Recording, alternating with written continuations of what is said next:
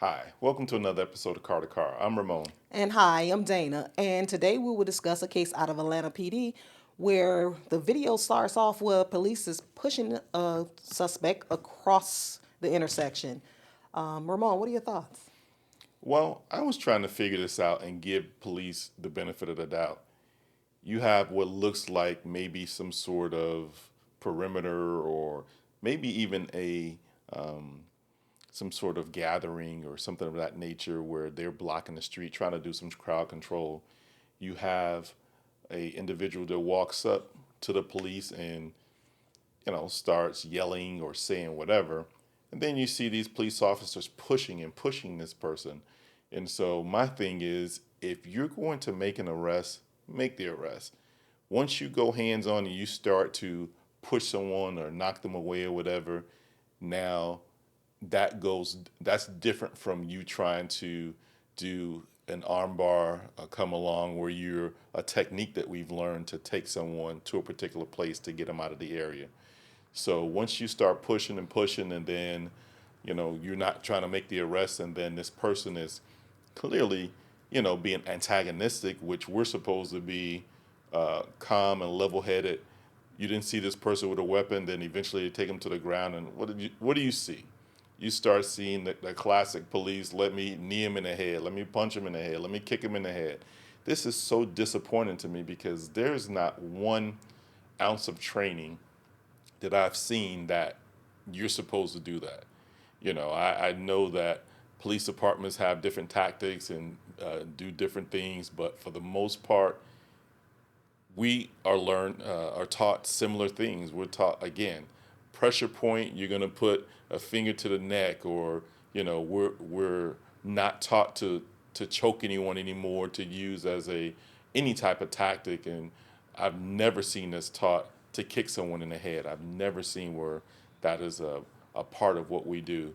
And I'm going to say this, and this is so disappointing, that the majority of the people that were doing this were white and Latin officers, and I think one or two black officers participated, but the other black officers just stood around and just watched.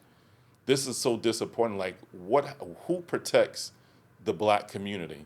And, I know people are going to get pissed off at this, but we got to call a spade a spade. Like, black people are being treated so unfairly by the police. And I'm not saying that this doesn't happen to whites or Latins or anyone else, but what we see by and large on these videos is happening to African Americans.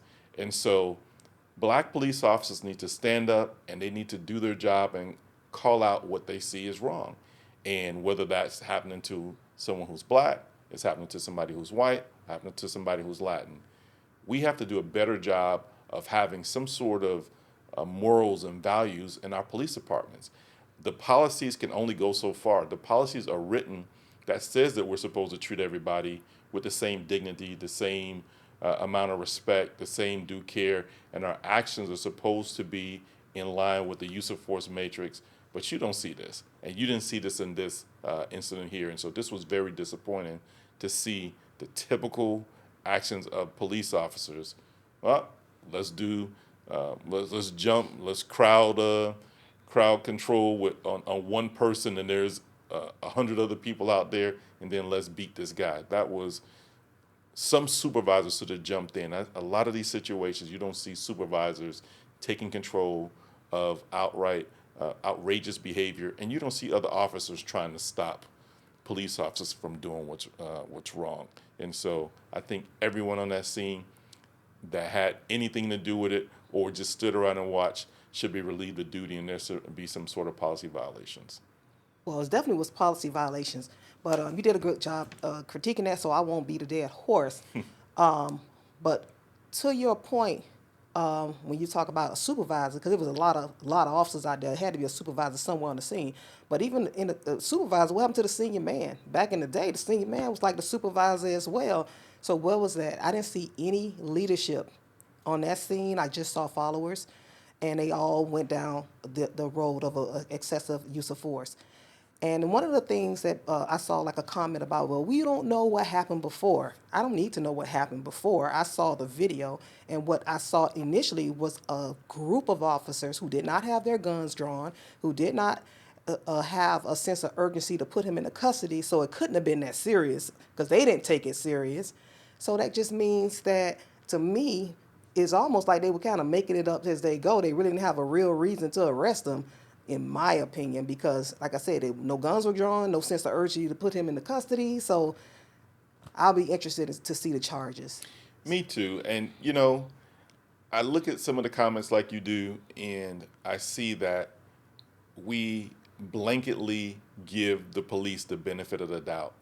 And where before I would have too, but now just being on the inside, understanding police tactics, understanding policies, understanding what we're trying to do as police departments and as leaders, as someone who's into community policing, understanding that there was nothing in this incident that said, let me get this person into custody. Let me make sure that we're doing great community policing. Let me make sure that my actions are aligned with the policies and the use of force matrix and things of that nature. All I saw was, for lack of a better term, a mob of police officers, once they decided to take this guy to the ground, disrespecting him.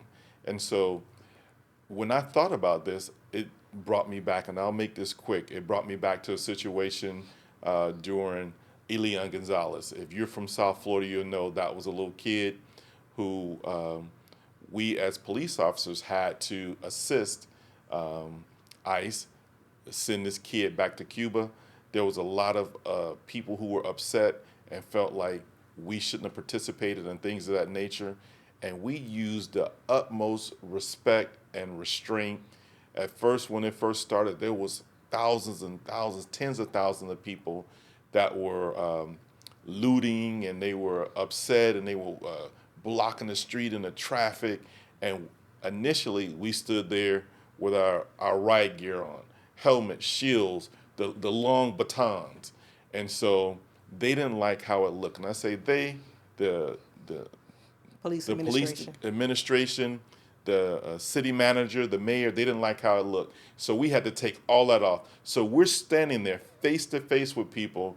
They're cussing at us, fussing at us, spitting on some police officers. And I didn't see that.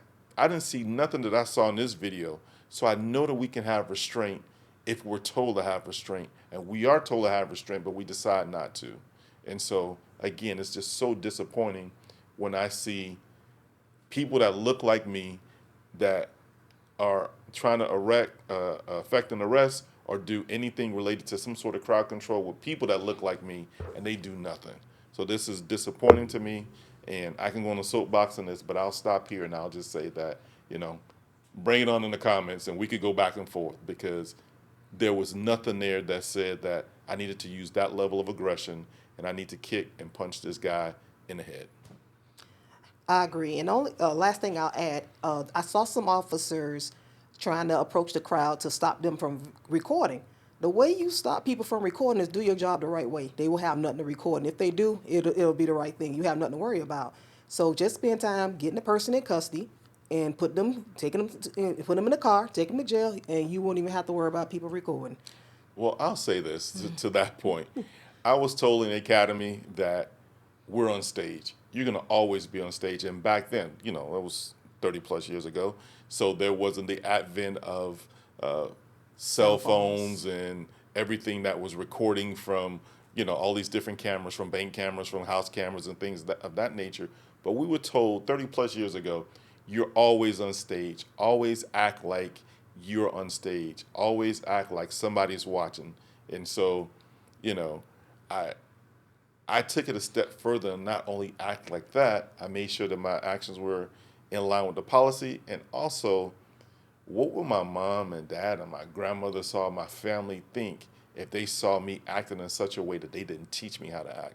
And I know they taught me how to act. And so I know a lot of these officers, the majority of them, if not all of them, someone gave them some sort of inner respect or inner morals and values, how to treat people. And so we have to do that, even being police officers. Yes. Well, with that, it's another episode of Car to Car Podcast. Please be sure to like, share, and subscribe, and leave a comment. And until next time. Till next time.